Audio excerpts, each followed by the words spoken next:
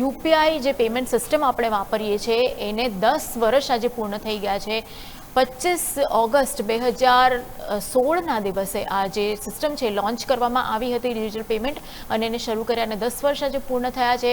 માત્ર financial year 2017ની વાત કરીએ તો 1.78 કરોડ ટ્રાન્ઝેક્શન્સથી શરૂઆત થઈ હતી અને આજે લગભગ 24,162 કરોડ ટ્રાન્ઝેક્શન એક જ વર્ષમાં થાય છે। 10 વર્ષમાં ટ્રાન્ઝેક્શનનું વોલ્યુમ છે એ 13,000 ગણું વધી ગયું છે અને ટ્રાન્ઝેક્શન વેલ્યુ જે છે એ પણ ખૂબ જ મોટા પ્રમાણમાં વધી છે। લગભગ 4,000 ગણો વધારો ટ્રાન્ઝેક્શન વેલ્યુમાં થયો છે અને જો આ 10 વર્ષની વાત કરીએ તો CAGR વોલ્યુમ છે એ લગભગ 188% વધ્યું છે। આ સમયગાળામાં વેલ્યુ CAGR છે 155% રહ્યો છે। 2026માં દરરોજ લગભગ 66 કરોડ ટ્રાન્ઝેક્શન યુપીઆઈના થયા છે। જુલાઈમાં રેકોર્ડ 2,366 કરોડ ટ્રાન્ઝેક્શન થયા। યુપીઆઈ હવે ભારતના ડિજિટલ પેમેન્ટમાં 84% હિસ્સો ધરાવે છે। ગ્લોબલ રિયલ ટાઈમ પેમેન્ટમાં પણ યુપીઆઈનો હિસ્સો છે 49% છે।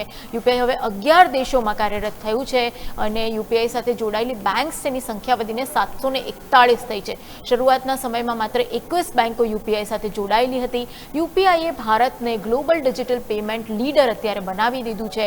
એક મોટો જે આંકડો છે યુપીઆઈને લઈને 10 વર્ષના સમયગાળામાં યુપીઆઈનો જે એક ટ્રાન્ઝેક્શનનું વેલ્યુ છે એ વધ્યું છે, વ્યાપ ખૂબ વધ્યો છે અને અત્યારે લોકો ખૂબ જ મોટા પ્રમાણમાં કેશ ટ્રાન્ઝેક્શનમાંથી યુપીઆઈ ટ્રાન્ઝેક્શનમાં વળ્યા છે અને આપણું જે પેમેન્ટ સિસ્ટમ છે હવે 11 દેશોએ અપનાવ્યું છે અને ફ્યુચરમાં પણ ઘણા બધા દેશો એને અપનાવી શકે છે। IMFએ પણ એની એક ખાસ નોંધ લીધી છે। તો આજે 10 વર્ષ પૂરા થવા પર યુપીઆઈની જે સફળતા છે એને ચોક્કસ વડાપ્રધાન નરેન્દ્ર મોદીએ પણ વખાણી હતી અને એમણે લોકોને પોતાના જે મંતવ્યો છે આના વિશે, પોતાના જે લાઈફસ્ટાઈલમાં આના કારણે જે ચેન્જીસ આવ્યા છે એના વિશેના પ્રતિભાવો આપવા માટે પણ લોકોને જણાવ્યું છે।